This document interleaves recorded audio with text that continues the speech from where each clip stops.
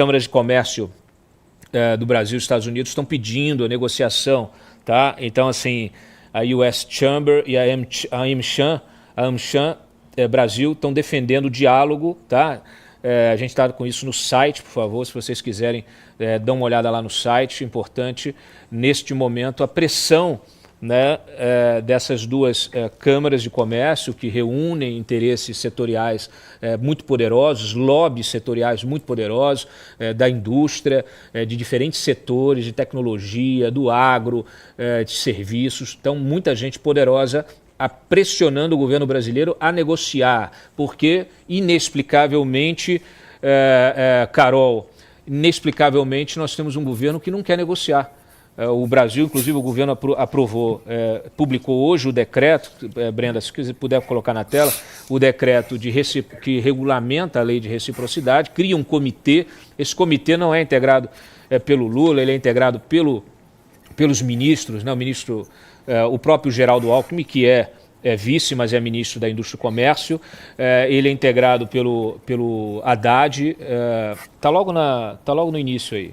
Ele é integrado pelo Haddad e ele é integrado também pelo Rui Costa, tá? Então, esses senhores, eles vão ser responsáveis por analisar o impacto dessas medidas e propor contramedidas. Propor contramedidas, está aí, ó, publica a regulamentação, está lá no site para vocês assistirem, lerem. Claro, ainda não existem ainda contramedidas. O governo não sabe para onde vai.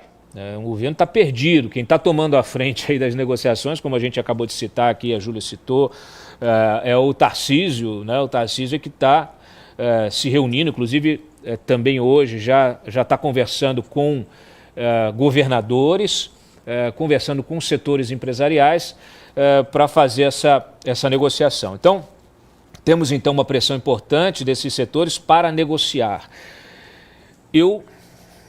Para encerrar aqui o nosso giro final, eu continuo com a posição de que esse problema não vai ser resolvido com essas negociações, porque essas negociações dos setores empresariais são negociações comerciais.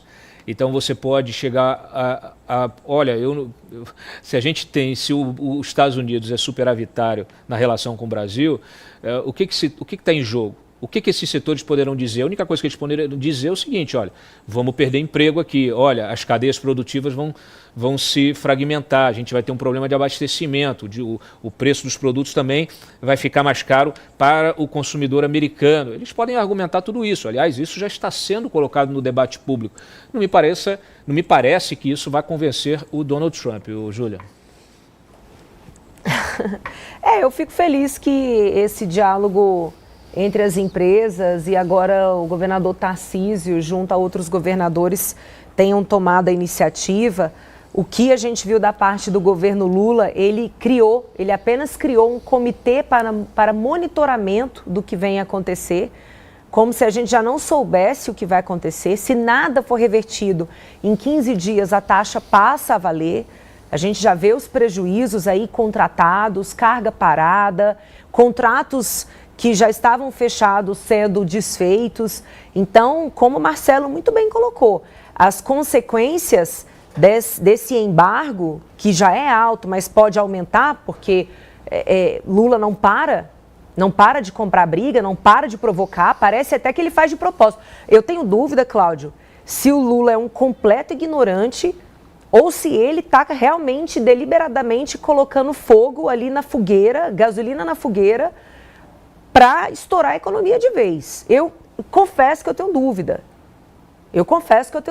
Porque se a economia estoura de uma vez, a chance de reeleição dele é mínima, a menos que ele esteja contando que até lá ele vai conseguir destruir todos os candidatos da direita.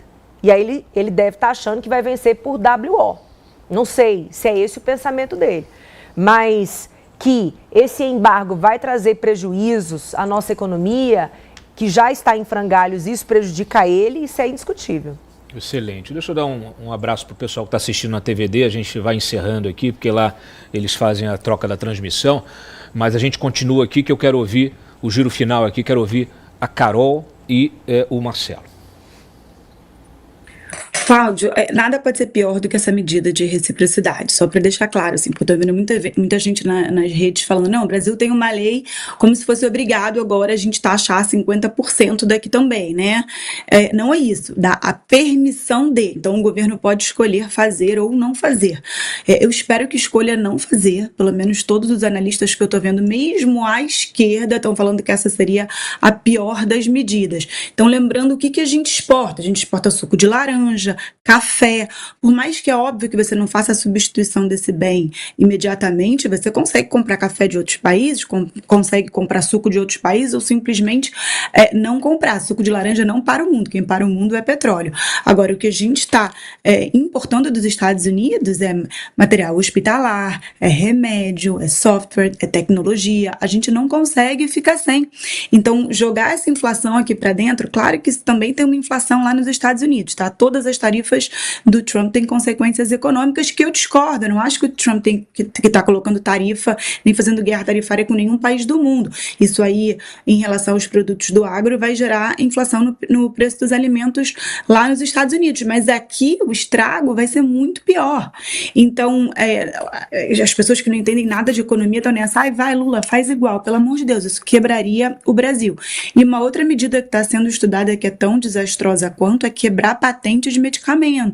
Por que as farmacêuticas colocam medicamentos no mercado? Porque elas investiram bilhões de dólares na pesquisa, porque elas têm a patente, ou seja, elas têm a garantia de retorno no investimento delas, e aí o lucro, que as pessoas também acham que é imoral, que tem que quebrar a patente, porque remédio deveria ser de graça para todo mundo. Se fosse, simplesmente eles não existiriam, porque você não ia criar incentivo econômico para que as pessoas, as farmacêuticas, produzissem. Então, quebrar a patente, quebrar qualquer patente que seja, só mostra que o Brasil não respeita regras, não respeita contratos, não tem segurança jurídica. Isso tira qualquer tipo de investidor estrangeiro daqui, que já está difícil trazer, já está difícil fazer com que os gringos acreditem no Brasil. Então, eu espero realmente que o governo brasileiro consiga parar de ficar ameaçando exportar jabuticaba ali para o Trump, que ele consiga botar a gaiola no saco e negociar. Não tem outra alternativa a não ser sentar à mesa e negociar, assim como todos os outros países fizeram. A China negociou, a Índia negociou, o México negociou, todo mundo está negociando, alguns inclusive se saíram bem melhores do que a gente imagina. A Argentina aí firmou um acordo de livre comércio excelente para os argentinos. Então, assim, nós realmente estamos nesse caminho. Marcelo. Cláudio, nessa conversa final, eu gostaria de voltar à questão das demandas feitas por Trump na carta. Eu acho que essa parte é extremamente importante e os brasileiros não estão dando a devida atenção.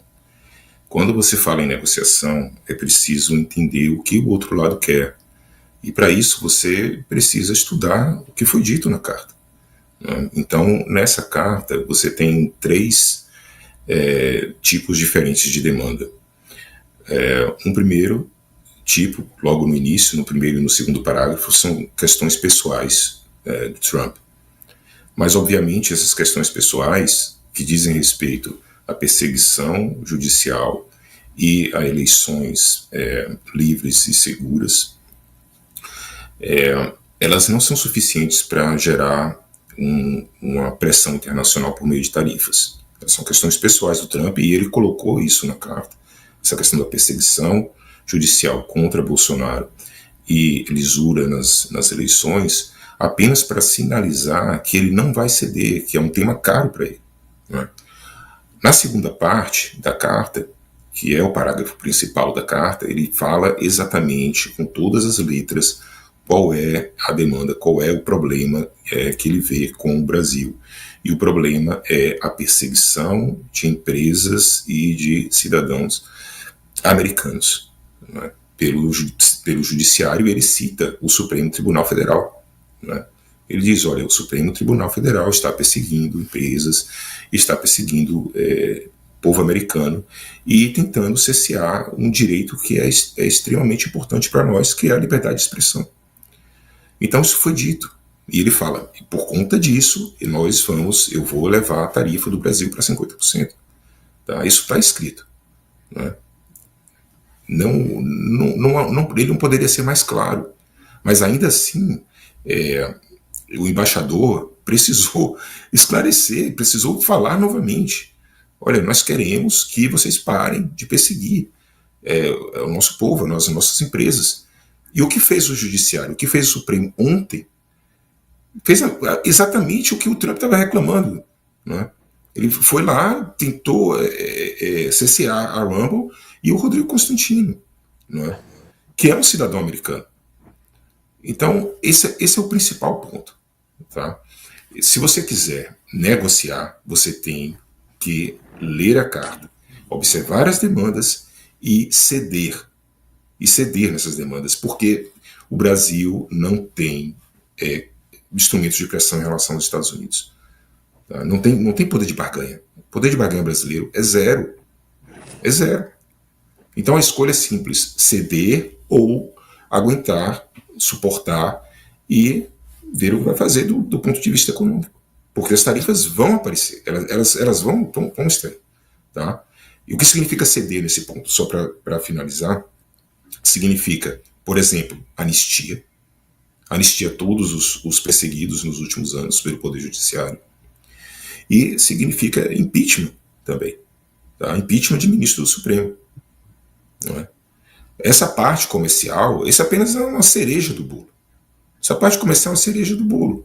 O Brasil, de fato, ele tem problemas, os Estados Unidos têm problemas com o Brasil, porque importa muito aço brasileiro, etc. 60% do aço importado dos Estados Unidos vem do Brasil, mas tudo isso poderia passar. Inclusive, no Liberation Day, você teve uma tarifa de 10% para o Brasil. Então, a questão comercial é apenas um complemento.